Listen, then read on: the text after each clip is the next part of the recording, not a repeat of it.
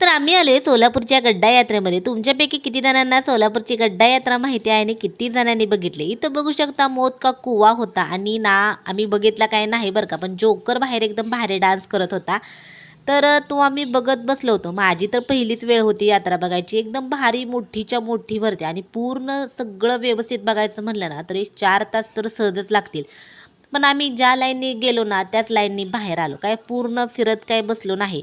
एकदम भारी-भारी आकाशी पाळणे होते. टोटल यात्रेमध्ये जवळपास एक 6-7 आकाशी पाळणं असतील. बरंच काय-काय आलं होतं.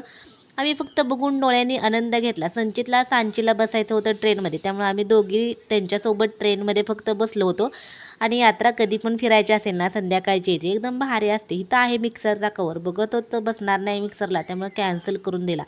इथं बलून होते. संचितला म्हणलं गननी फोड, तर संचितनी काय फोडलं नाही. घाबरायला लागला. चला मिनी ब्लॉग कसा वाटला नक्की सांगा आणि व्हिडिओ आवडला तर लाईक पण करा.